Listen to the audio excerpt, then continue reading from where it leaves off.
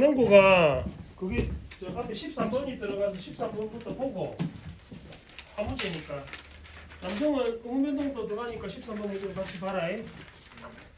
해라 지훈아. 이 실명이 안 나오도록 해라 저게.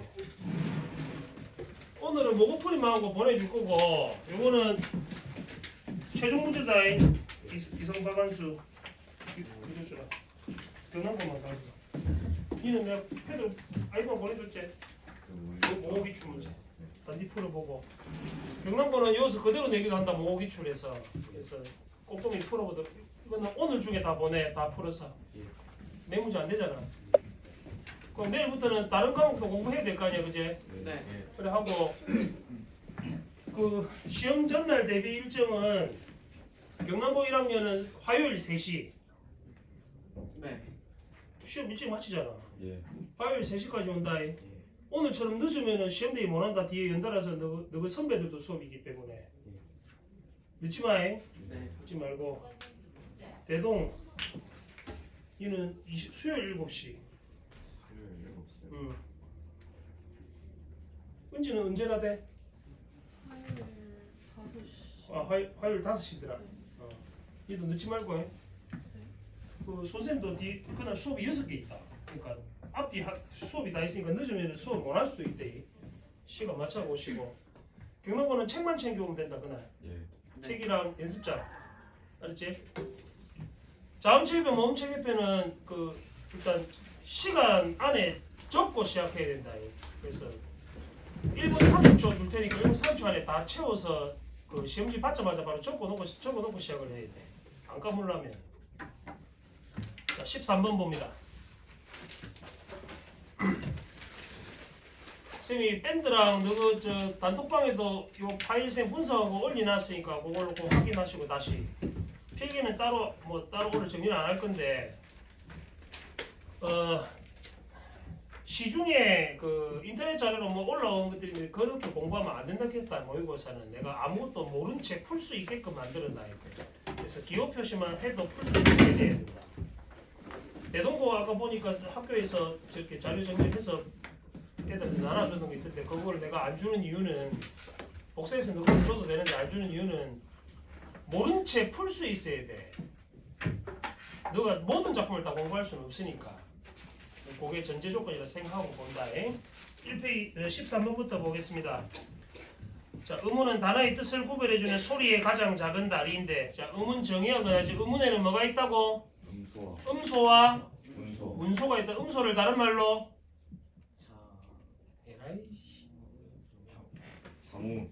음소를 다른 말로 분절 음운이라고 했다. 분절 음운. 문소는 비분절. 어이 거기 세 분은 섬이가 왜 대꾸를 안 하노? 음소에 뭐가 있다고? 음소에 뭐가 있다고? 음소에는 분절음. 음소에 뭐가 있다고? 자음하고 자음과 모음이 있댔지. 자음 몇 개 있어? 세고 있을래. 기억 니은띠가 세고 있을래 그때. 자음에 몇 개 있다고? 18개. 19개라고! 모음 몇 개? 11개. 21개라고 시댕들아! 단모음이 적어 이 새끼들 안 되겠다. 자 다시 음운에 뭐가 있다고? 세로로 적어야지. 세로로. 음운을 세로로 적어야지. 음운에는 뭐가 있다고? 은지야 니도 적어야지. 뭐가 있다고? 니도 적어 시댕아. 기말범이잖아. 음운에 뭐가 있다고? 음소와 운소가 있다고. 음소를 뭐라고? 분절 음운이라고. 운소를 비분절 음운이라고. 음소에는 뭐가 있다고? 자음과 모음이 있다고. 자음은 몇 개 있다고? 19개 있다고. 모음에는 무슨 모음과 무슨 모음이 있다고? 단모음 몇 개? 죽을래. 뭐 왜 왔다며 너거? 단모음 몇 개고? 10개. 키위를 주게 되었어. 내가 10개 아이가? 이중모음은 뭘 왜 왔노? 너 왜 왔다며 맨날? 그래 11개 아이가? 그럼 총 몇 개고? 21개. 총 전체 음운은 몇 개고 개수는? 40개다. 그걸 왜 객관식 나오면 세고 있을래? 기억 니은 디귿 이렇게 글자 수도 왜 안 알아? 특정한 언어에서 어떤 소리가 의문인지 아닌지는 최소 대립상을 통해 확인할 수. 이거는 수능에도 나왔다. 자, 최소 대립상은 밑에 예문 뭐 나와 있지 봐. 감과 잠은 뭐가 달라서 뜻이 달라졌노? 기억과 기억. 기억. 그러니까 초성이 달라서 뜻이 달라졌지. 네. 이거는 뭐가 달라서 뜻이 달라졌어? 중. 중성 오가 위로 달라져서 뜻이 달라졌지. 네. 수능에 나왔다 저거. 시험 전날에 수능 기출 문제도 하나 보여줄 테니까. 최소 대립상이라 저기서는 뭐가 최소 대립상이고? 이거는 감과 잠에서는 기업과 지읒이 최소 대립상이라며. 저기서는 오와 위. 오하고 위가 최소 대립상이다. 네. 또 적어놔.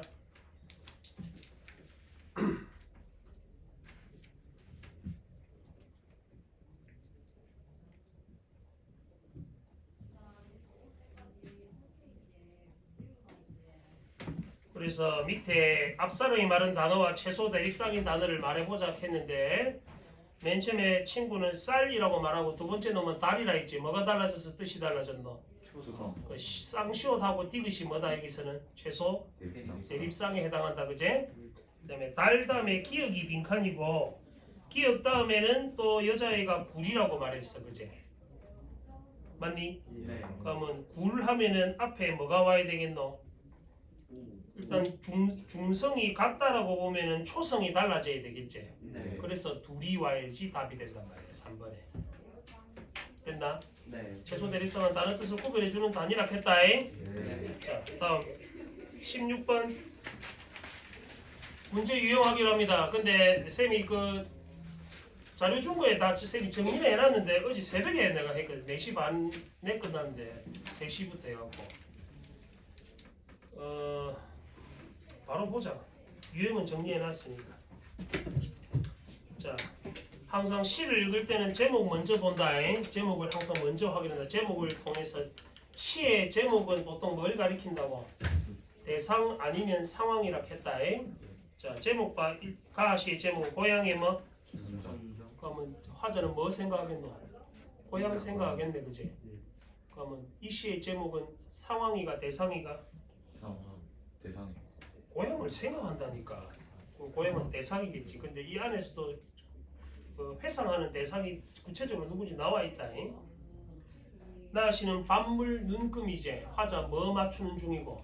건물 눈금. 밥물 눈금 맞추는 중이다. 밥 해봤나? 전기밥솥에서 밥 할 때 인분수에 따라서 물 눈금에 물을 정확하게 다에 넣어야지 물이 그 밥이 정확하게 밥이 될 거 아니야. 밥 해봤나? 안 해봤나? 마마보이가 저런 자취를 하겠나 나중에. 햇반이나 처먹으라 그래. 그거나 먹고 사는 거야. 자, 가는 고향의 천정이다. 시를 보기 전에 시는 항상 어떻게 처음 보는 시, 나도 모르고 너도 모르는 시야. 처음 보는 시. 요것만 할 줄 알면 된다.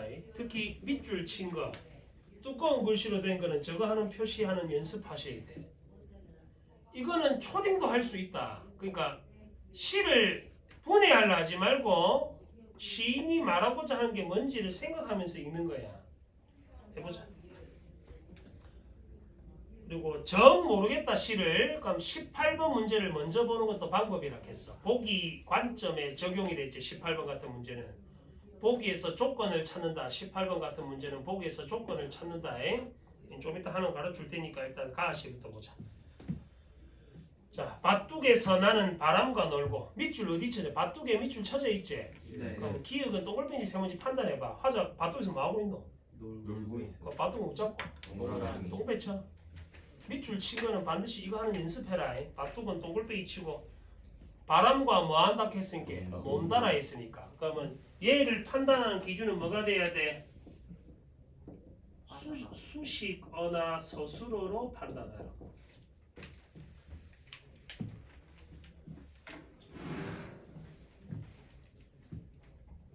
난 초콜릿이 싫어 하면 초콜릿은 세모다 해.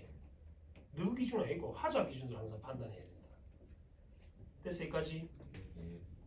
뭘 주적을 하지 말고 기호 표시만 잘 해라. 그래서 할머니는 메밀밭에서 메밀을 꺾고 계셨습니다. 내가 방금 왜 메밀밭에서라고 읽었노? 뒤로 뒤에. 연음이 뒤에 왜 연음이 됐노? 애가 형식형 돼서 뭐로 시작하는? 이응 또 봐라. 이음으로 시작한다면 되나? 모음으로 시작하는 형식 형태소라 해야지. 초성 이음은 의문이 아니라 했다. 네. 자, 화자는 밭둑에서 놀고 있고 할매는 일하고 있지. 예 이연에 늦여름에 하늘빛이 메밀꽃 위에 빛나고 하늘빛에 체크하시고 무슨 심상? 시각적. 시각적 심상 맞나? 네. 시를 읽을 때는 주제 운율 심상 생각하라 했다. 메밀꽃 사이사이로 할매는 가끔 나와 바람의 장난을 뭐 하셨어? 할매랑 묶어. 할매는 나를 살피고 계시제. 할매는 일도 해야 되고 내가 뭐 하고 있는지도 봐야 된다, 그지? 네. 응? 됐어? 그럼 이연에 보면 계절은 언제고? 여름. 어떤 여름이고? 여름 늦여름은 의문변동 현상 뭐고? 시를 하면서도 의문변동을 해. 뭐고 의문변동? 시으시 비음화. 비음화가 왜 되는데 갑자기? 음절 끝소리로. 아하. 일단 뭐 돼야 되노 이놈아. 비음화가 되려면 지금 뭐 봄이 아니고 안 듣고 있대 이 새끼. 늦여름에서 일단 뭐부터 돼야 돼? 티그스. 니은 첨가가 돼야지 이놈들아. 여름 이야 요요 유가 붙으면은 니은이 첨가된다. 그럼 앞에 있는 지읒은 디귿으로 바뀌고 니은이 되지. 그래서 비음화가 되는 거다. 니은 첨가가 돼야지 비음화가 되지. 뒤에 아무것도 없는데 무슨 비음화가 되노? 3년에 해마다 밭둑에서 자라고 아주 커서도 덜 자란 나는 늘 그러했습니다만. 자, 화자는 커서도 덜 자랐다니까 아직 철이 없지. 네. 그럼 그 두꺼운 표시로 돼 있잖아.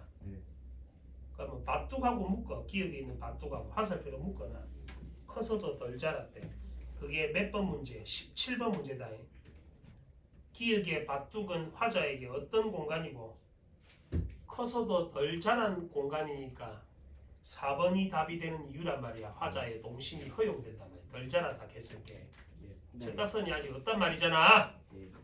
사연 할매는 어디로 가버리시고 저승은 웃잡고 세모 표시해.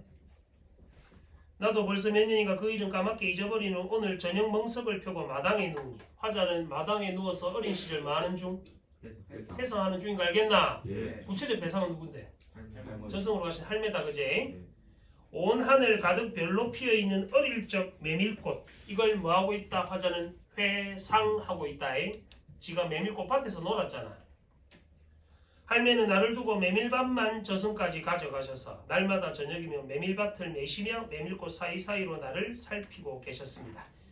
이연의 마지막 행하고 뭐 반복되고 있다 그지? 할매는 돌아가셔서도 나를 살피시는 중이라고. 됐나 여기까지? 네. 자, 화자는 가시를 간단히 정리 한번 지대로. 화자는 누구? 맞지?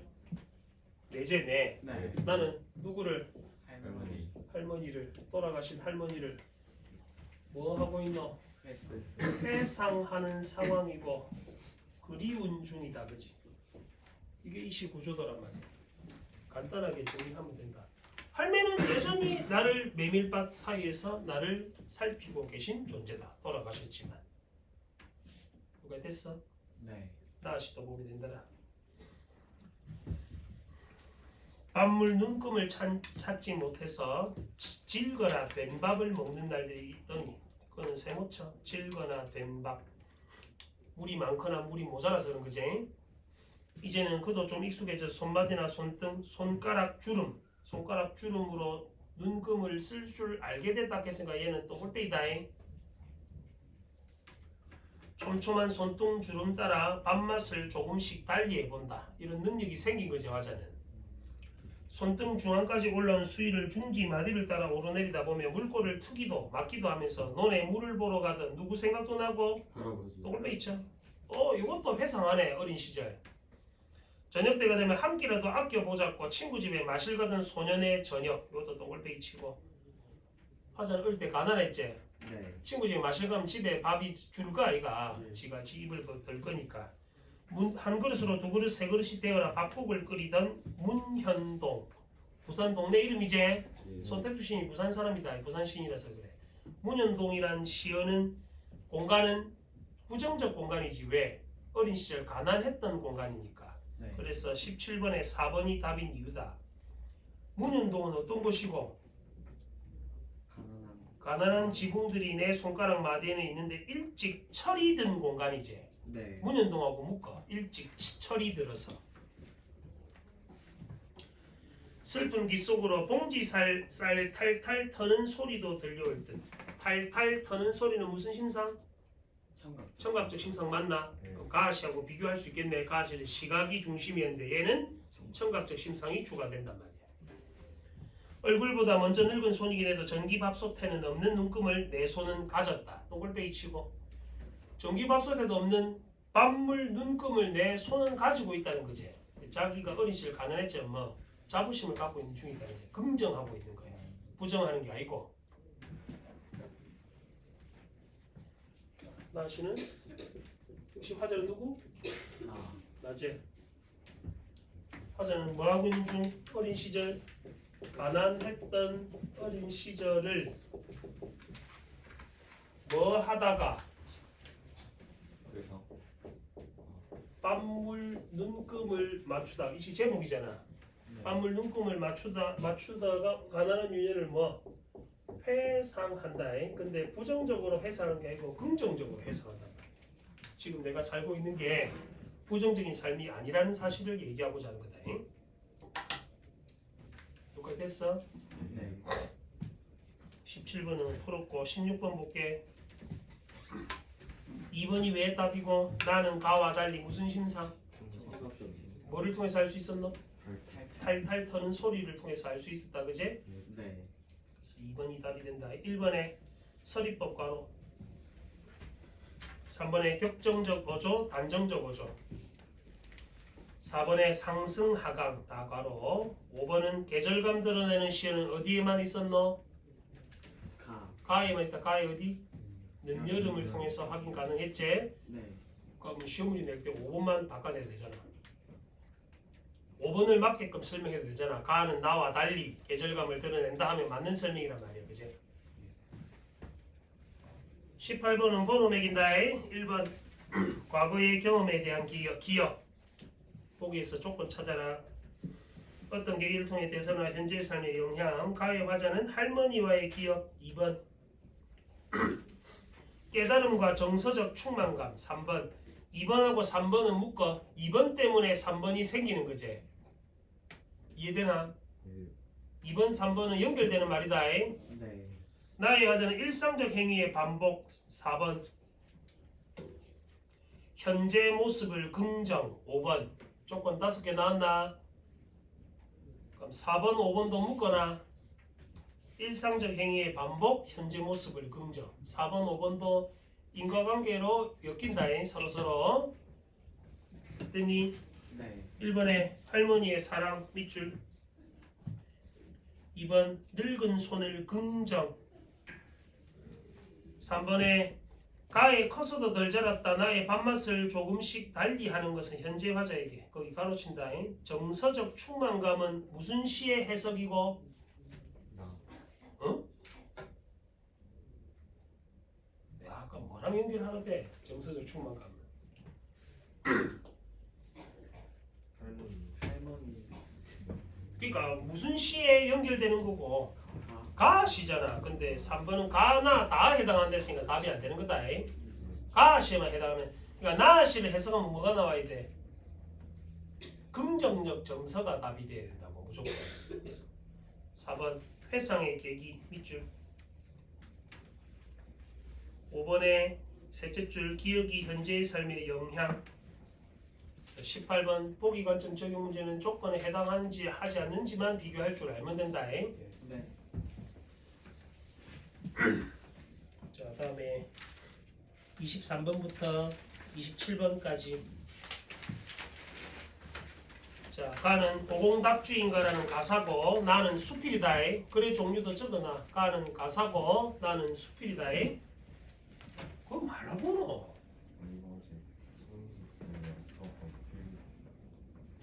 아무짝에나 쓰는 거지. 모든 작품 다 그리고 공부할래.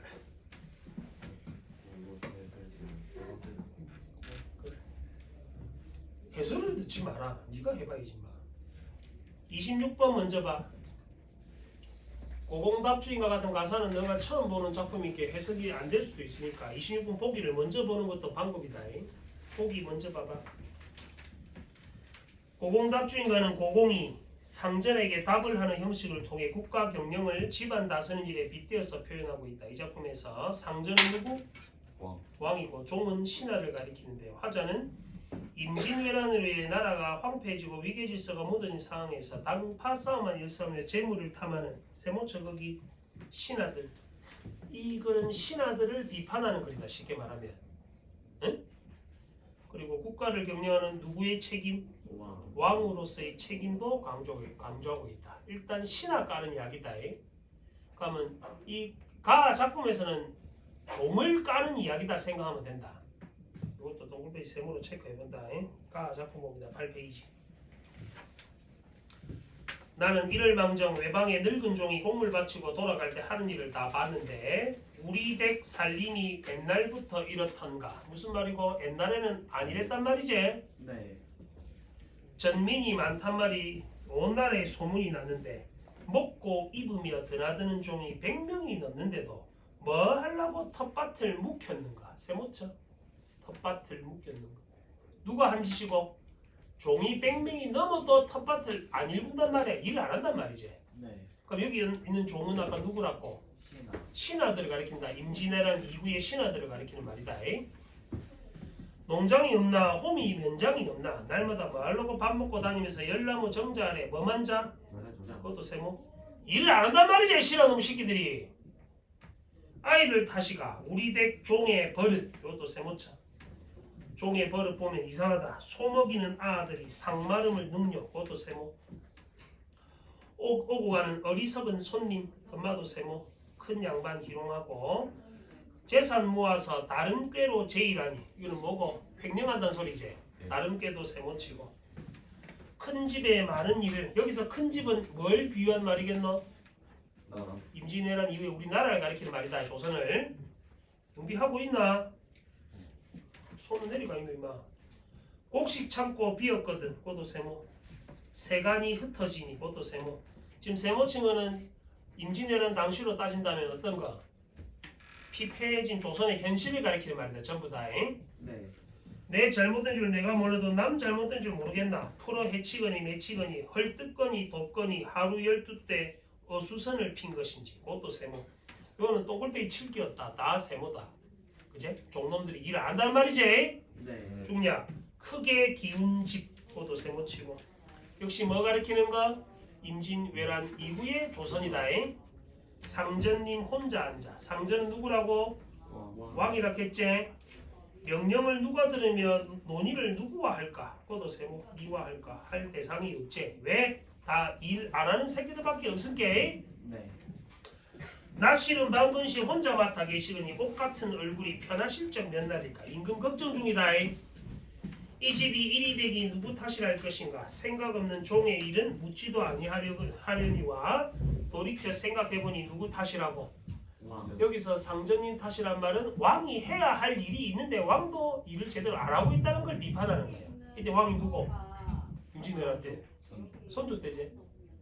내 상전 그러다 하기에는 종의 죄가 많지만 그렇다고 세상 보면 민망해 여쭌다. 새끼 꼬는 일 멈추시고 내 말 좀 들어라.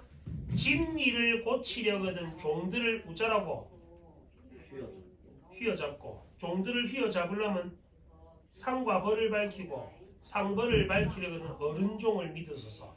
묶인 걸 A에 사용된 표현 기법이 있다. 연쇄법 사용했지. 원숭이 엉덩이는 빨개, 빨간 건 사과, 사과는 맛있어. 연쇄법 사용했다. 네.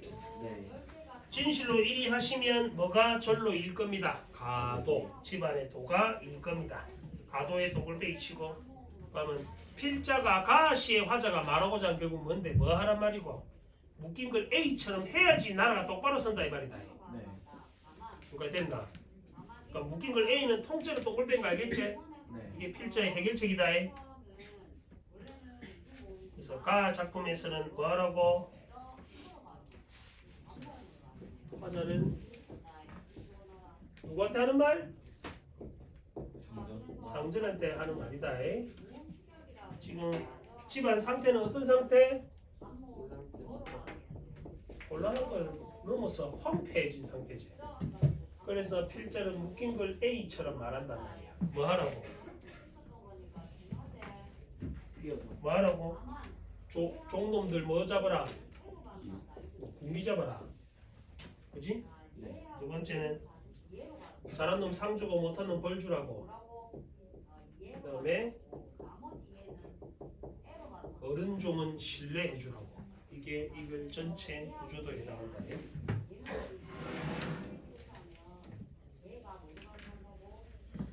수필은 시랑 좀 다르게 필자가 글쓴이야. 필자가 글쓴이니까 필자가 뭐라는지를 잘 봐야 돼. 제목이 뭐고 나 작품의 제목?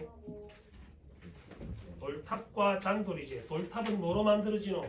돌로. 돌들로 만들어지고 잔돌은 돌탑을 수평을 유지하게 해주는 애다. 그러니까 잔돌은 쓸데없는 게 아니고 꼭 필요한 애라 이 말이다. 그게 이 글에서 말하고자 하는 거지. 참고로 제목이 돌탑과 잔돌이니까 화자가 돌탑과 잔돌에 대해서 뭐라 하는지를 찾으면 그게 주제가 된다. 어쨌든 수능은 너가 아는 작품이 안 나온단 말이야. 모르는 작품을 해석하는 게 제일 중요한 거다. 어떻게 읽어내는지를 봐라. 그래서 그 연습해라. 이것만 하고 넘어가는 게 아니고 사람답게 살아란 말은 소설가 김정은이 평생을 두고 자주 했다. 나는 그의 문장 가운데 다음 구절을 좋아하는데 어딜 가도 산이 있고 들이 있고 인간이 살았다. 인간이 사는 곳에는 의뢰 나뭇가지가 있고 그 곁에는 코올리게 된 놀곤 했다. 조국이라는 것이 점점 가슴에 느껴졌다. 이 명료한 문장을 읽고 있으면 사람이 때를 이루어 사는 세상의 풍경이 한눈에 들어온 것만 같다. 그것도 느리고 큰 자연과 더불어 사람의 생활이라는 것도 눈에 들어오는 문장이다. 이래저래 만나게 되는 사람들과 이런저런 사연으로 이별을 경험하게 된 사람들, 그리고 그들의 눈물과 사랑을 하고 있는 저 뜨거운 가슴도 짐작한다. 조각돌처럼 까다롭고 별난 사람도 있고 몽돌처럼 둥글둥글한 사람도 있고 조각을 한 듯 잘생긴 사람도 있고 마음에 태풍이 지난 사람도 있고 마음의 사월에 봄빛이 내린 사람도 있다. 그들 모두 하나의 무리를 이루고 사는 게 이 세상 아닌가 싶은 생각이 드는 것이다. 묶인 걸 비해보면 열거했지. 뭐뭐 하는 사람들, 뭐뭐 하는 사람도 있고 사람도 있고 반복도 했지. 이런 걸 뭐의 반복이라대? 통사 구조의 반복이라고 한다. 묶인 걸 B와 관계에서 문제로 출제하겠지. 24번 봐. 24번의 답이 4번인 이유다. 유사한 문장 구조를 반복했다고. 요거는 다 읽고 푸는 게 아니고 읽을 때 바로 풀어야 돼. A, B에서 바로 확인해가지고. 열거와 반복을 사용하고 있다. 됐니? 그러면 묶인 걸 A만 물어보면 뭐도 답이 되노? 연쇄도 답이 된다. 그제? 표현상 특징. 자, 중략. 나는 가끔 생각하기를 마당에 있는 집이 있으면 주변 돌들을 모아 뭘 쌓고 싶다고 소망. 돌베이차 돌탑. 화자가 소망하는 거잖아. 이 작품의 제목. 그리고 나의 아이들과 아내에게 돌탑을 하나씩 쌓을 걸 부탁하고 싶다. 산사에 올라가다 보면, 절에 가다 보면 길가나 바위에 누군가 쌓아올린 돌탑들처럼 나의 작은 마당 한쪽 한쪽에 돌탑을 쌓아놓고 싶은 것이다. 아래에는 큰 돌이 필요하고 위를 향해 쌓아갈수록 보다 작은 돌들이 필요할 것이다. 그리고 각각 장소에 구해온 돌들은 각각의 크기와 모양과 빛깔을 지니고 있을 것이다. 반듯한 것도 있고 움푹 패인 것도 있고 마치 여러 종류의 꽃과 풀들이 자라나 하나의 화단을 이루듯 돌들은 서로 엎고 엎여서 하나의 탑을 이룰 것이다. 돌이 모여야지 돌탑이 될 거 아니야. 돌탑은 완전히 그냥 만들어질 수 없는 게. 네. 그런데 돌탑을 쌓아본 사람은 돌탑을 쌓는 데에는 뭐가 필요하다? 돌빼이죠. 잔돌도. 불안하게 기우뚱하는 돌탑의 층을 바로잡으려면 기우뚱하는 돌탑은 세모치고 얘를 바로잡으려면 뭐가 필요하다? 잔돌을 괴는 게 무엇보다 필요하다. 잔돌은 무슨 역할을 해서 바로 밑에 줄에 수평을 이루게 된다. 묶어 잔돌하고. 잔돌의 역할이지 수평을 이루게 한다고. 준서야, 내가 필기해놨다고 쳐놀지 말고 단디 봐라. 니도 같이 해. 내가 지금 설명하는 거. 나는 지금 필기한 걸 내가 줘놨잖아. 못생긴 나무도 숲을 이룬 한 나무고 쓸모없는 나무는 없다는 말이 있듯 보잘것없고 작은 잔돌도 탑을 올리는 데는 꼭 필요하다. 돌탑을 쌓아 올리면서 배우는 가운데 하나는 이 잔돌에 뭘 아는 일. 왜 소중한데 잔돌이? 여기 있는 대로 말해라. 수평을 이루게 하기 때문에 잔돌은 소중하단 말이야. 이 작품의 제목이 그럼 결국 뭐고 아까 사람과 비교하면 사람이 모여서 사회를 이루는 전체듯이 각각의 사람들은 다 상태가 다 다르지. 이런 사람도 있고 너가 봐 경남고 6명도 이렇게 다 다른데 개긴 놈, 열심히 하는 놈, 개긴 놈, 아예 쌩까는 놈. 그럼 전체는 뭐에 해당해? 이 작품의 제목에서 돌탑에 해당할 끼고 부분은 잔돌에 해당한단 말이야. 그럼 결국 화자 이 글의 필자는 돌탑과 잔돌이라는 제목을 통해 인간 사회로까지 인식을 확장한다라고 생각하면 된다. 그냥 돌탑 세운 이야기 아니잖아. 됐나? 네. 2페이지. 그거는 행간 배치를 9페이지. 사람 사는 세상도 다를 바 없다. 행간 배치를 이건 뭐게? 돌탑 잔도라는 것처럼 사람 사는 세상도 이게 인식의 확장이라 했잖아. 뭐를 통한? 유추를 통해서 인식을 확장하는 중이다. 유추를 통해서 인식을 확장하는 중이다. 이것도 내 필기하고 들고 하고 있지. 네가 하기가 쉽게 안 내가 한 거지. 네가 할 줄 알아야 된다고. 인종이는. 내가 이거 안 해주려다가 어지 마지막 시험 볼 때인데 내가 해줘야지 하고 열받게 하지 마라. 내가 지금 하고 다 쫓아냈거든. 내가 성적 안 좋은 새끼들은 다 나이 보자. 결과로 판단해. 내가 3등급까지만 봐준다. 3등급이요. 3등급 이하는 다 집에 학원 내보냈거든. 오케이. 야 이 새끼야 3등급 발로 학원 다니나.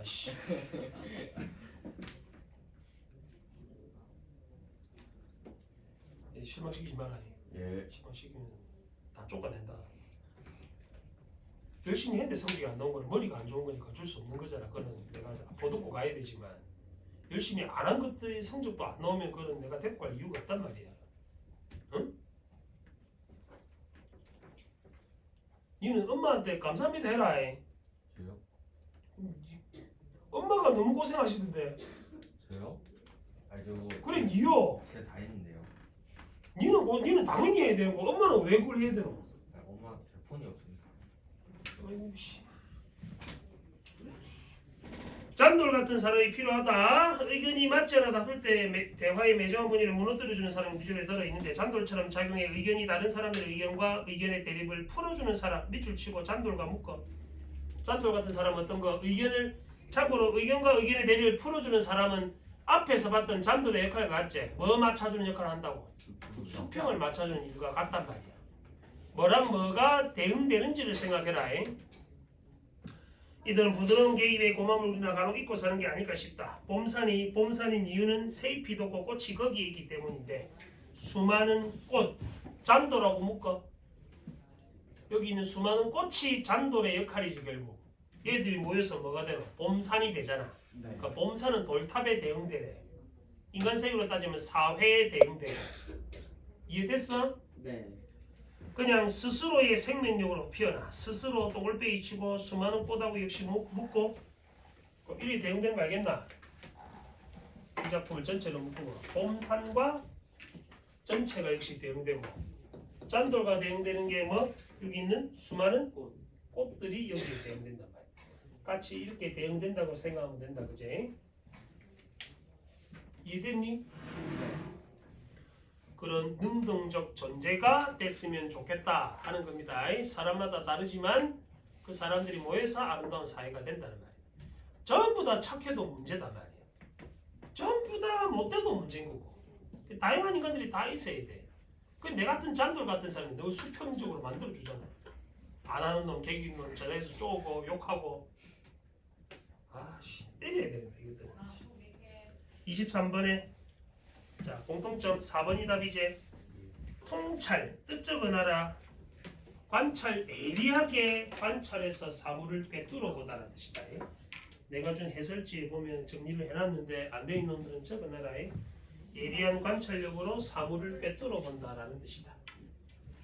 그래서 고공답주인가에서는 종과 상전의 입장을 어떻게 사회 왕과 신하의 입장으로 통찰해서 봤고 여기서는 전체와 부분 돌탑과 잔돌을 통해서 인간 사회와 개별 인간들에 대한 이야기를 하고 있는 중이었으니까 4번이 답이 되는 이유다. 네. 24번이 오답률이가 정답률이 61%밖에 안 되대. 39% 틀린 문제니까 아까 표현 기법 확인한 거 잘 정리해 두시고 25번에 답 찾아봐. 글쓴이에 대한 이해. 니은 서로 더불어 사는 세상 됐나? 네. 니은의 갈등을 중재할 사람은 누구? 장돌. 장돌의 역할이지. 그래서 니은 리을이 답이 된다, 그지? 네. 26번 1번이 왜 틀렸노? 예전부터 그러니까 애부터 이렇던가 말은 옛날에는 아니랬단 말이지. 예. 그래서 1번은 예전부터 지금까지 이어지고 있댔으니까 답이 안 된다. 됐니? 네. 27번 조건 찾아라. 역시 보기 관점 적용 문제제. 버릇처럼 기호 표시해라. 1번 전체는 구성 요소들의 집합체. 1번 이걸 어려운 말로는 뭐라 하느냐면 유기체라 그래. 유기체. 유기적이라고 불러. 전체와 부분이 긴밀한 연관관계를 보인다는 거야. 유기적이다라고 불러. 사람이 유기체다 이가. 오르가니즘. 응? 왜 유기체고? 사람은 너 발목이 아프면 무릎이 아프고 무릎이 아프면 허리가 아프고 허리가 아프면 아무것도 하기 싫잖아. 우리 몸이 다 연결돼 있으니까. 연체동물은 안 그렇지만 낙지는 잘라도 움직이잖아. 사람은 자르면 그냥 아프지. 그러니까 사람은 유기체란 말이야. 얘는 연체가 아니요. 잘라볼까? 아니요. 요 작두 있다 한번 해. 저 뒤에 있다 작두. 책 자를 때 쓰는 작두. 잘 잘린다. 뼈도 자를 수 있을 거야. 세상에서 제일 아픈 거는 이 손목을 자르거나 손가락을 자르 이게 이런 건 안 아파. 구레탄? 아니 그것도 안 아파. 뭐가 제일 아픈지 알아? 뭐가 제일 아프게? 종일 비. 나는 개인 닥쳐라. 그건 안 아프다고. 그런 거 하나도 안 아파. 뭐가 제일 아프게? 그 사도세자가 제일 아픈 거야. 사도세자가. 굶어 그 굶어 죽는 게 제일 아픈 거야. 아니네. 굶어 죽는 게 제일 아픈 거야. 왜? 못 믿겠나? 생각해봐라. 누가 물도 못 마시고 죽어가는 걸 세세하게 다 느껴가면서 죽는 거잖아. 그 잘리면 아픈 거잖아. 근데 그거는 봐. 맨날 며칠 그냥 1초, 1분, 1초까지 다 느껴가면서 죽어가는 건데 내가 죽어간다는 느낌을 가지면서 그거랑 불타 죽는 거 두 개가 제일 고통스러워. 난 둘 다 경험을 해봤기 때문에. 오. 살아계신데. 15일 굶어봤거든. 와. 어디 같이 갔고 그건 말해줄 수 없고. 단식 아니고 갇혔다. 경찰들 막 밖에 잡으려 기다리고 있고 그런 적이 있어. 21살 때 있는데 강도 아니고 민주화 운동했다고 내가 시위하면서 그런 적이 있었다고.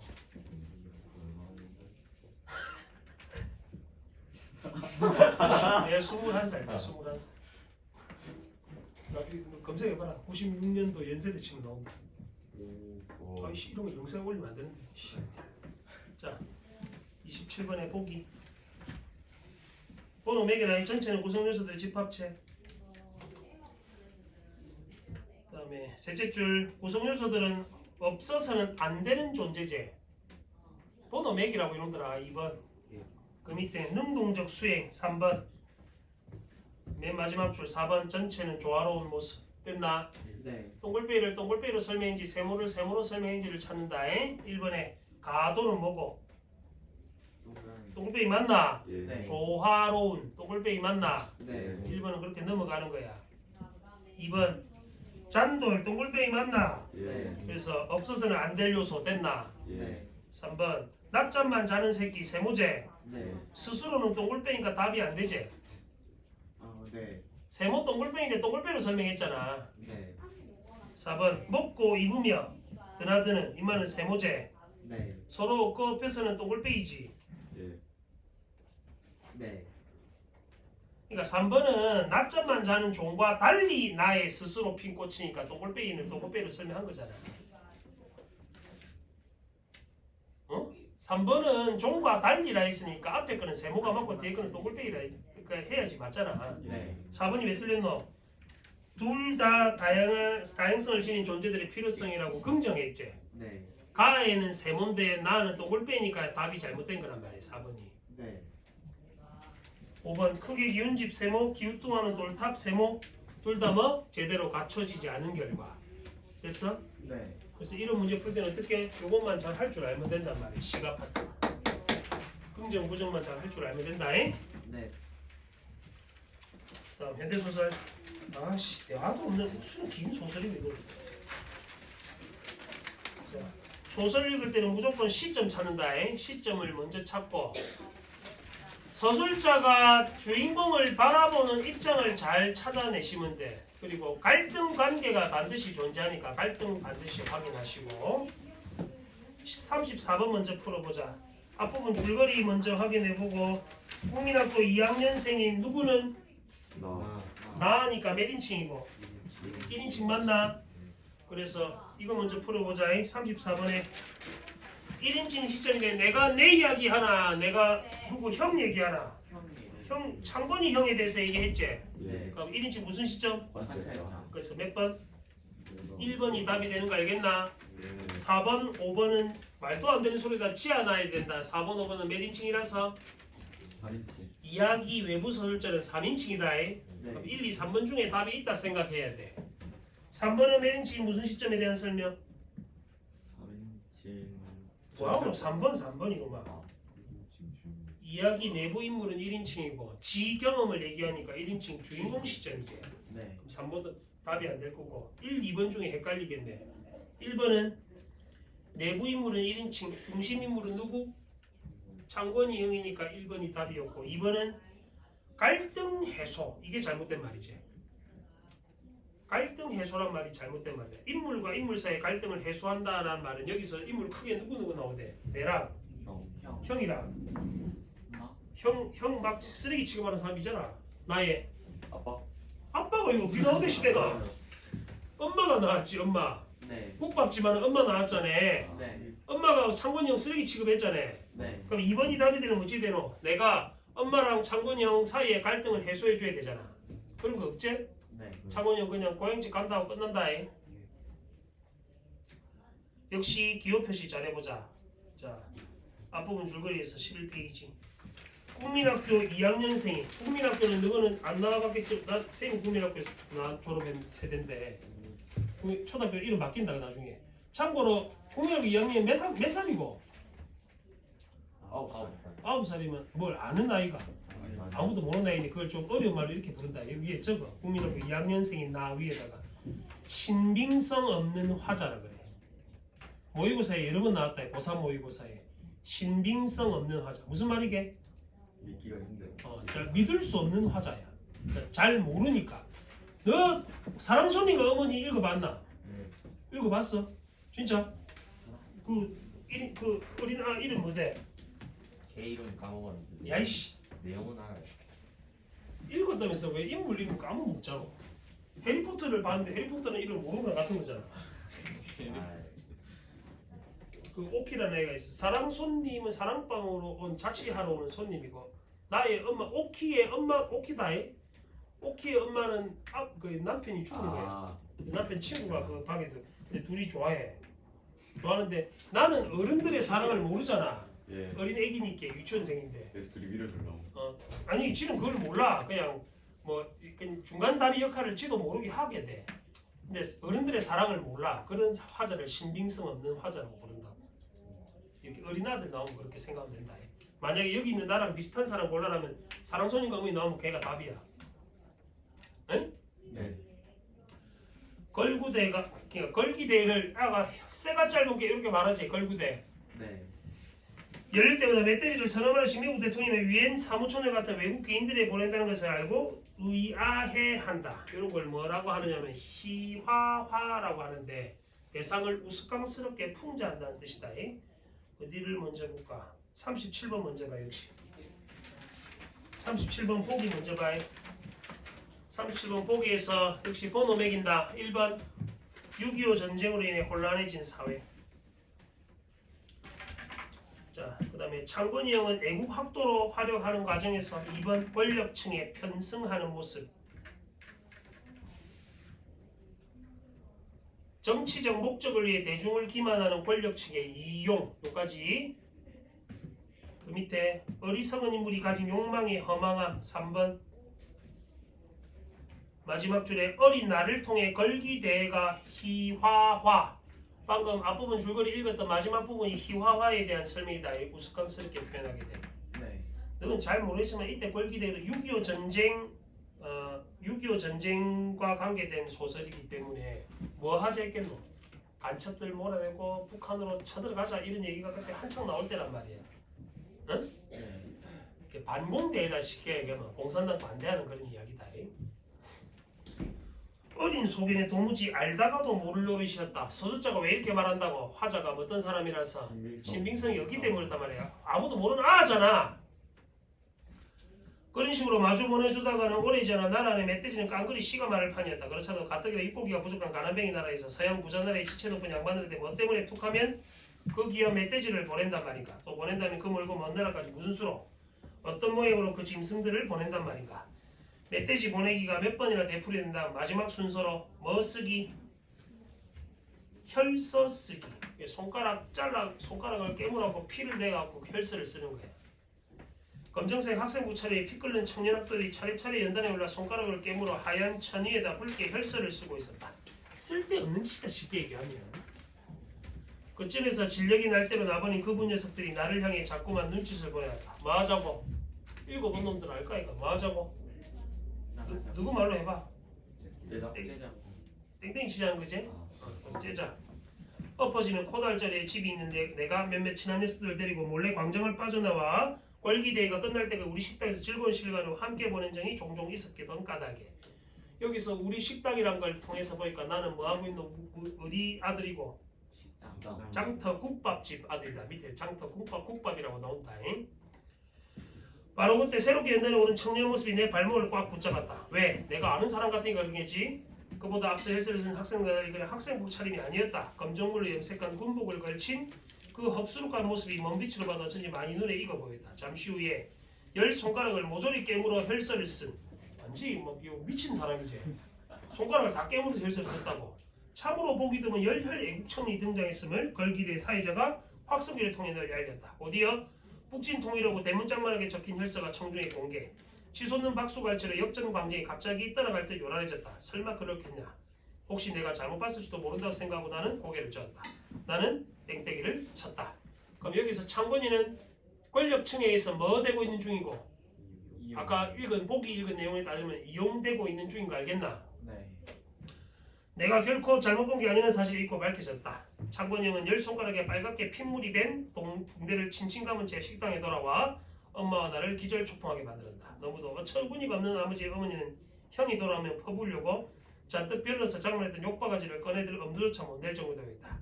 아프지 않더냐는 내 걱정에 형은 마치 남의 살점 얘기하듯 심상하게 대꾸했다. 괜찮아. 어차피 남아도는 핑계. 나중에 보면 알겠지만 여기서 창건이 형은 먼 사촌 형이다. 그래서 나의 엄마 집에서 지금 국밥집에서 일하는 중이었어. 근데 국밥집에 일은 안 하고 뭐만 하고 걸길에 돌아다니는 중이지. 피 흘리고 다니고. 그 혈서 사건 이후부터 창건이 형은 자기 몸 안에 들끓는 더운 피를 덜어내기 이따금 주먹으로 자신의 콧줄기를 후려쳐 일부러 코피를 쏟아내는 수고를 더 이상 할 필요가 없게 되었다. 그리고 어머니 말 맞다나 형은 정말 우리 식당에서 아무짝에도 쓸모없는 인간. 왜 쓸모없는 인간이 됐겠노? 식당에서 손을 다 다쳤으니까 식당에서 아무런 쓸모가 없지. 서빙도 못하고 아무도 못하겠지. 역전광장에서는 사흘이 멀다 크고 작은 걸기대회가 잇따라 벌어졌다. 덕분에 형의 상처난 손가락들은 점체 아물 새가 없었다. 왜? 계속 혈서 쓰러 다니게. 걸기대마다 단골로 혈서를 쓰는 열혈 애국청년 노릇에 워낙 바쁘다 보니 식당 안에 진근이 붙어있을 겨를도 없었다. 어머니는 결국 역맛살이 뻗쳐 하고 많은 날들을 밖으로만 나더니 형의 발을 묶어 식당 안에 주저앉히는 노력을 포기할 지경에 이르렀다. 역맛살은 여기저기 떠돌아다녀야 하는 운명을 가리키는 말이다.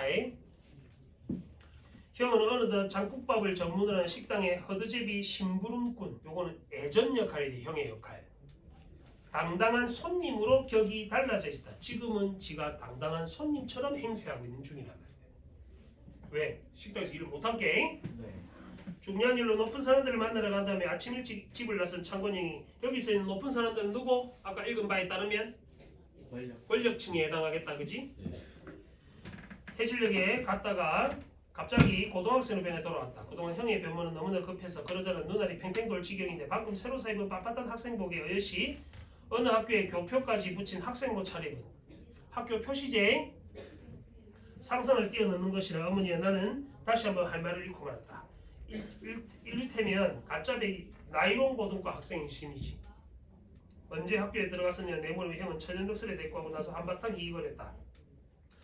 가짜 대학생 이야기는 들어봤는데 가짜 고등학생 형이 처음이었다. 학교도 안 댕기는 거지가 청년이 단골 혈성하는 속내가 알려진다면 남들 보기도 모양이 숭측하다고 날들어 당분간 고등학교 학생 흉내를 내고 댕기란다. 요게 속임수제, 권력층의 속임수. 학생부 입고 돌아다니갖고. 형은 모자에 붙은 교표에 호호 입김을 불어 소매 뿌리로 정성거래 슬에 광을 내기 시작했다. 안 그래도 새거십을 만천하에 광고하듯 너무 번뜩여 오히려 탈인 그 금빛의 교표를 형은 내친김에 아예 순금죄로 바꿔놓을 작정인데 시간 가는 줄 모르고 일삼아 닦고 또 닦아냈다. 나는 국민학교 졸업이 학력 전부인 형을 한동안 물끄러미 바라봤다. 이 창곤이 형은 국민학교 졸업밖에 못했대. 국졸이다. 초졸이다. 초졸. 가정형편이 어릴 때부터 남의 집 사기로 잔뼈를 굵혀 나온 형은 자신을 진짜배기 고등학생으로 착각하고 있는 기색이었다. 요단번 걸기대회 때부터 내가 메가드 원수에게 보내는 메시지 낭독 과정 맡아서 하기로 결정이 나버렸다. 형은 교표답기를 끝마친 후 호주머니에서 피난민 시체로부터 선사받은 금장의 회중시계를 꺼내어 더욱더 공력을 들여 삐까번쩍 광을 내기 시작했다. 정말 갈수록 태산이었다. 형은 걸기대에서 자신이 맡은 역할이 단골 혈서가 노로 말고 다른 중요한 게 더 있음을 자랑스럽게 밝힌 중이었다. 나는 멧돼지를 메시지라 잘못 발음한 형의 실수를 자 거기다 가로로 묶어. 나는 멧돼지를 메시지라 잘못 발음한 형의 실수를. 메시지가 맞는데 요게 나는 멧돼지로 들은 거지.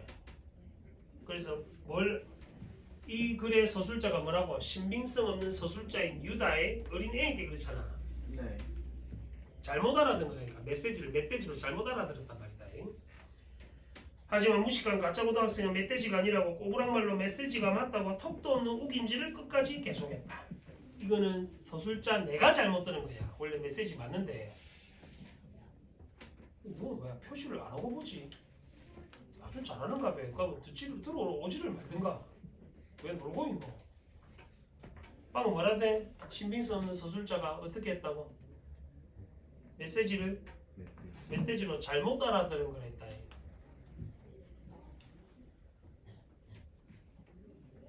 지금 내가 수업하는 거는 너가 시험 칠 때 어떻게 할 건지를 가르쳐 주는 거잖아. 일반 풀이는 이거는 뭐고 저거는 뭐고 다 적고 앉았는데 그렇게 공부하지 말라니까. 아무짝에도 쓸모없는 짓을. 수백만 편을 다 그따고 공부할 거가. 대학 갈 수 있겠네 그러면. 이 다음 생에 가야겠다 그러면. 평생 그렇게 공부할래. 창곤이 형의 마지막 하력사는 그리 오래 지속되지 못했다. 그날도 형은 군산으로 원정을 떠나 적성중립과 감시위원회 추방을 요구하는 시위대 선두에 섰다. 시위 분위기가 무르익자 형은 그만 흥분해서 미군 부대 철조망 타 넘는 만용을 부렸다. 바로 그때 세퍼드들이 웃잖아. 엉덩이 살점 물 뜯고 발 뒤꿈치 인대가 끊어질 정도로 세퍼드한테 물리제. 네. 그래서 중상을 입어 불구가 돼. 한쪽 다리를 절개돼. 퇴원하는 뒤에도 창건이 형 한동안 우리 집에 계속 머물렀다. 형의 가짜배기 애고 학도의 행각을 애초부터 꼴같잖게 여기던 어머니는 쩔뚝쩔뚝 기우뚱거리는 걸음걸이로 하루 없이 식당 안팎을 왔다 갔다 하는 먼촌부치 조카. 그러니까 먼 친척이란 말이다. 나에게는. 눈에 가시를 알고 노골적으로 박대했다. 우리 식당에 빌부터 눈치법이나 축내며 지내던 어느 날 형은 마침내 시골집으로 돌아갈 결심을 굳혔다. 떠나기 전날 밤 창건이 형은 보통을 다 뿌리고 크게 선심이라 쓰는 척하면서 내게 회중시계를 한번 만져볼 기회를 한 차례 허락했다. 형이 날 길어도 할까? 올해 구경시키는 것마저 꺼내는 그 기물단지를 형이 내 손에 통째로 맡긴 것은 그때가 처음이자 마지막이었다. 피난민 시체로부터 받은 선물이라 주장한 그 회중시계가 내 작은 손바닥 위에 제법 묵직한 중량감으로 올라앉아 있었다. 등잔불 그늘 안에서도 맑고 은은한 광기를 발산하는 금시계를 일삼아 들여다보고 있자니 마치 형이 금빛 찬란하던 한때를 그것이 째깍째깍 증언하는 듯한 느낌이 언뜻 들었다. 전쟁 기간을 통틀어 형의 수에 남겨진 유일한 전리품이었다. 회중시계. 형이 옳았어. 회중시계를 되돌려주면서 형의 호의에 대한 담내삼아 뭔가 형에게 위로가 될 만 적당한 말을 찾느라 나는 복잡한 머릿속을 한참이나 뒷장질 뭘 뒤지지 않으면 안 되었다. 멧돼지가 아니라 메시지가 맞는 말이었어. 이렇게 위로해주는 말이다. 내 말에 아무런 대가 없이 형은 그저 보일러만한 미소만 시부지기 흘리고 있을 따름이었다. 자, 34번.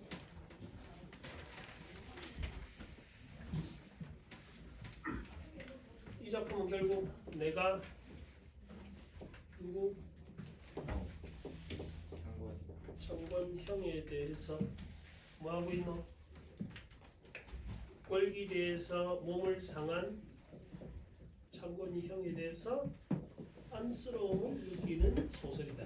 안쓰러움을 느끼는 소설이다. 이거는 권력층에 뭐라고? 희생양이었지.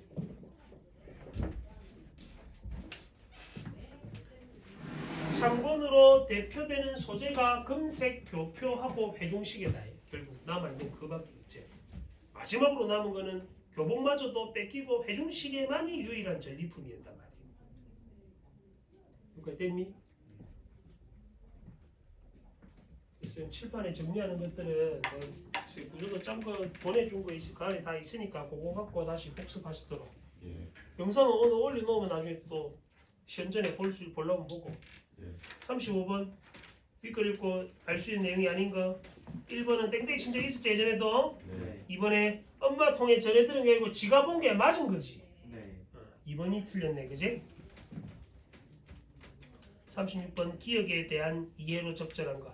너무 번뜩여서 오히려 탈이다. 무슨 말?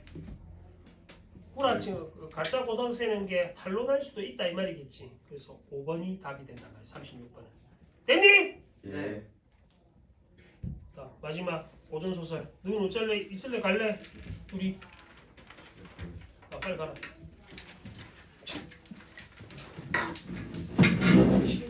공부 그딴 식으로 하지 마. 지훈이 언제 온다고? 수요일 7시대.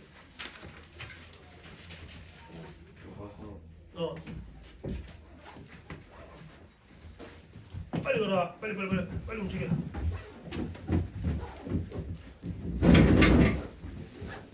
금방울전에서는 그게 원래 나와야 되는데 안 나온 게 있다. 안 나온 게 있는 게 뭐냐면 전기성과 관계는 게 빠져 있어서 그거 표시 잘해라.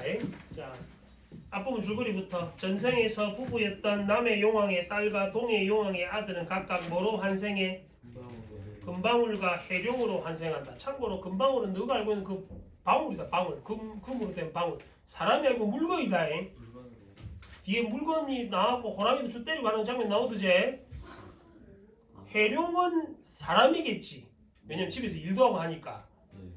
해룡은 피란 도중에 부모 헤어져 장삼과 변씨의 집에서 자라게 된다. 자, 같이 보고 고전 소설은 인물 간의 관계들을 정리해놔야 돼. 자, 전생에서 뭐 환생했다 했지. 네. 전생에서는 누구였노? 누가 남의 용왕 딸이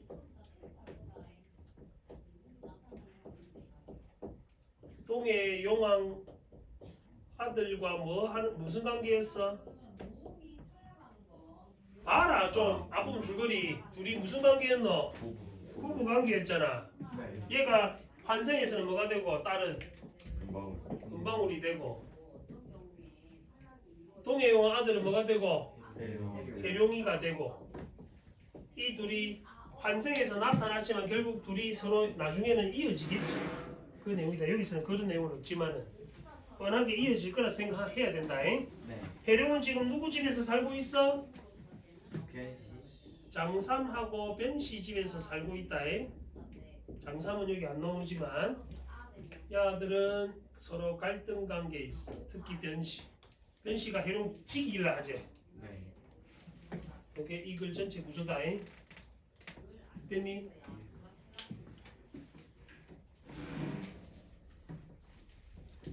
요 지문이 나온다 보고 일단 가계도는 확인해 놓고 넘어간 다음 인물 간의 갈등 관계랑 누가 누구랑 싸우는지, 누가 누구를 괴롭히는지, 누가 도와주는지 그런 거 봐야 돼. 그럼 여기서 금방울은 무슨 역할 하대? 금방울은 해룡을 뭐 해주는? 도와주는 조력자 역할을 했다. 그죠?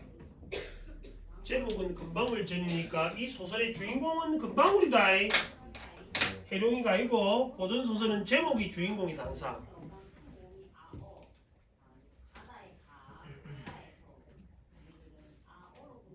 해보자. 바로 구조도를 확인했으면 소설을 읽을 때 긍정적 인물이 누군지 부정적 인물이 누군지를 확인하면서 읽어야 돼. 어느 추운 겨울날 눈보라가 내리치는 밤에 변시 세모쳐 나쁜 년 소룡과 함께 따뜻한 방 소룡은 변시 아하겠지? 네. 소룡과 함께 따뜻한 방에 자고 해룡한테는 뭐 시켜? 방아가 뭔지 아나 방아진 떡방아 찢는 거 그 일을 시켜 한겨울에 해룡은 어쩔 수 없이 밤새도록 방아를 찧었는데 얇은 호옷만 입은 아이가 어찌 추위를 견딜 수 있겠노? 추위를 이기지 못해 잠깐 쉬려고 지방에 들어가니 눈보라가 방 안에까지 들이치고 덮을 게 하나도 없었다. 아주 가난하게 얘한테는 잘 안 해주고 있었다 그지 변씨가. 네. 해룡이 몸을 잔뜩 웅크리고 엎드리는데 갑자기 방안이 현관배치래. 방안이 대낮처럼 밝아지고 여름처럼 더워져 온몸에 땀이 났다. 추운데 갑자기 해룡방만 이렇지. 네. 이런 걸 전기성이라고 한다. 전기성을 다른 말로 비현실성이라 그래.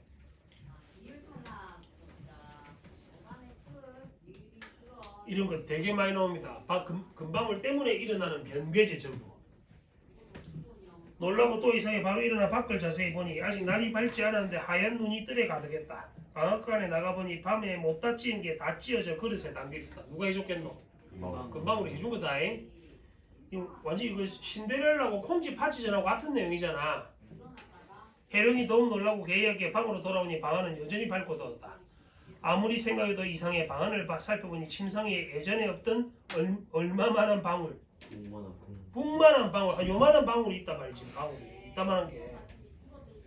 해룡이 잡으려 했으나 방울이 이리 미끈 달아나고 저리 미끈 달아나면 요리 구르고 저리 굴러 잡히지 않았다. 더욱 놀라고 신당에서 자세히 보니 금빛이 방 안에 가득하고 방울이 움직일 때마다 향이 가득히 퍼져 코를 찔렀다. 이 해룡은 생각했다. 이 전체가 전기성이지. 네. 그 부분.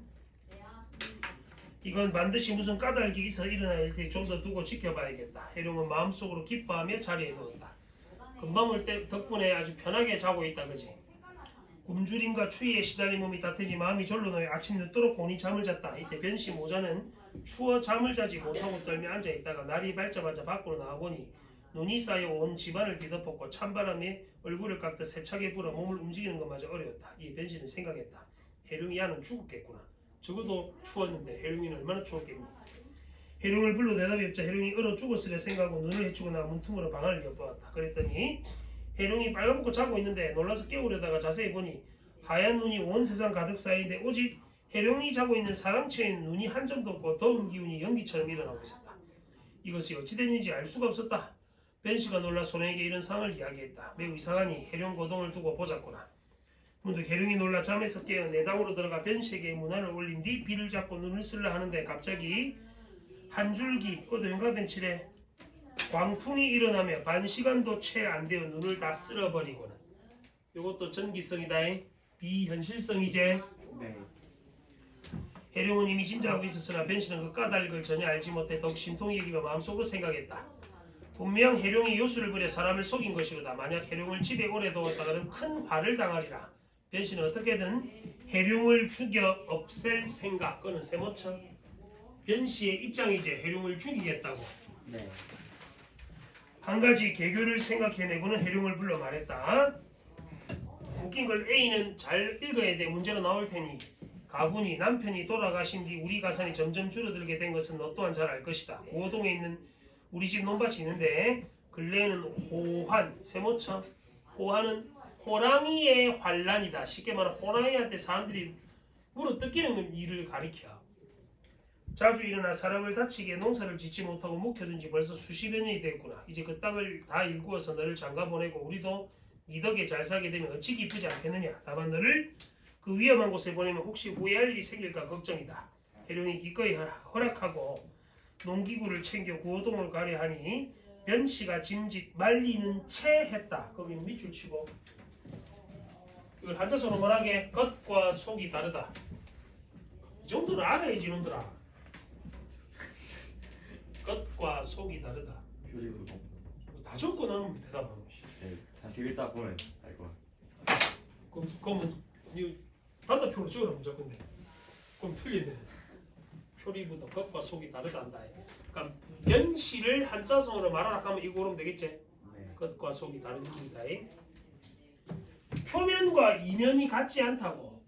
그걸 기억하면 되잖아. 사람의 몫은 하늘에 달려 있으니 요걸 조금 어려운 말로 이렇게 말해. 운명론적 세계관이라 해. 사람의 목숨이 하늘에 달려 있다. 이 말을 조금 어려운 말로 운명론적 세계관이란다. 해. 운명이라고. 영민아 좀 적어라. 참 필기하는 거 싫어하지. 고등학생이 필기를 안 하면 손을 자르자. 고등학생에게 손목은 필기하라고 존재하는 거야. 왜 이렇게 게으르지 애들이? 기차라도 해라. 너 결국에는 서술형에서 다 개피 볼 거야. 안 봐도 비디오다. 너처럼 공부하면. 어찌 짐승이 해를 당하겠나이까. 해룡이 가벼운 발걸음으로 집을 나서자 변씨가 문 밖까지 나와 당부하며 말했다. 역시 어떤 자세고? 요런 자세지. 표리부동의 자세란 말이야. 쉬 잘 다녀오너라. 해룡이 공손하게 대답하고 구호동으로 들어가 보니 사면이 절벽으로 둘러싸있고 사이에 작은 들판이 하나 있는데 초목이 아주 무성했다. 해룡이 등나무 덩굴을 붙들고 들어가니 오직 호랑이 표범 승냥이 1위의 자치뿐이고 인적은 없었다. 해룡은 두려워하지 않고 왜 안 두려워하겠노? 지한테는 뭐가 있으니? 금방울이가 있으니까 옷을 벗은 뒤 잠깐 쉬있다. 해가 서서히 넘어가려 하면 자리에 있으려나 밭을 두고 일항을 갈고 있는데 자, 보도 형광펜. 갑자기 바람이 거세게 불고 모래가 날리면서 산꼭대기에서 이마가 흰 칡범이 주홍색 입을 벌리고 달려들었다. 갑자기 이런 일이 일어나지. 이런 거는 우연성이라고 한다. 현실적이지 않은 거는 전기성이랬지. 이런 거는 우연성이라고 한다. 고전 소설의 일반적 특징이다. 해룡이 정신을 바짝 차리고 손으로 호랑이를 내리치려 할 때 손으로 호랑이를 치면 죽나. 또 서쪽에서 큰 호랑이가 병력 같은 소리를 지르며 달려들어 해룡이 매우 위급한 상황에 처하게 되었다. 그거는 세모치고 그것도 한자성을 적어봐. 이렇게 포위된 상태를 뭐라게? 사면초가라고 한다. 사면초가라고 한다. 해룡의 상태를 한자성으로 역시 말을 하면 사면초가를 찾으면 돼. 호랑이한테 지금 포위된 상태다. 그제? 네. 그 순간 갑자기 등 뒤에서 금방울이 달려와 호랑이를 한 번씩 들이받았대. 프로레슬링다 이거. 그것도 전기성이다. 호랑이들이 소리를 이것도 웃기지 않나? 호랑이들이 소리를 지르면서 달려들었나? 금방울이 나는 듯이 뛰어서 연달아 호랑이를 들이받으니 호랑이가 동시에 거꾸러졌대. 기절했어. 해룡이 달려들어 호랑이 두 마리를 다 죽이고 그래도 아무리 기절해도 호랑이인데 어떻게 죽였지 얘는? 금방울이 번개같이 굴러다니며 포도 형광펜 1시간도 채 안 되어 넓은 밭을 다 갈아버렸어. 아씨 금방 하나 있으면 좋겠다. 숙제하는 것들 좀 들이받아 보게. 해룡은 기특하게 여기며 금방울이 거듭거듭 살해했다. 해룡이 죽은 호랑이를 끌고 산을 내리면서 돌아보니 금방울은 어디로 갔는지 사라지고 없었다. 한편 변씨는 해룡이 이제 죽었다 생각했겠지. 해룡은 반드시 호랑이에게 물려 죽었을 것이다. 변씨가 집 안팎을 들락날락하며 매우 기뻐하고 있는데 문득 밖에서 사람들이 떠드는 소리가 들려와 급히 나가보니 해룡이 호랑이 두 마리를 끌고 왔다. 변씨는 크게 놀랐지만 무사히 잘 다녀온 걸 칭찬했다. 또한 큰 호랑이를 잡은 것을 기뻐하는 채 하며 다 표리부동하는 자세잖아. 그지? 일찍 들어가 쉬어라. 해룡이 감사드리고 방으로 들어가 보니 금방울이 먼저 와 있지. 이런 거 알아 있으면 좋겠다. 44번 A에 대한 설명으로 적절한 거. 왜 구호동 가서 밭 갈라노? 죽으라. 아니지. 그러니까 설득하는 의도는 뭔데?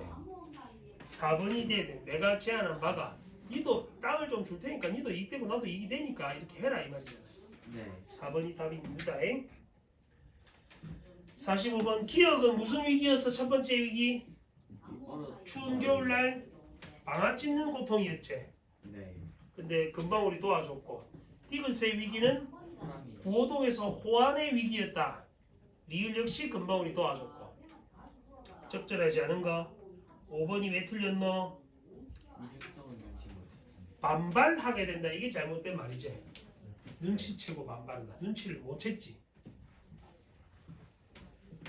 겉과 속이 다른 거는 맞지만 여기까지 됐니? 네. 자 그러면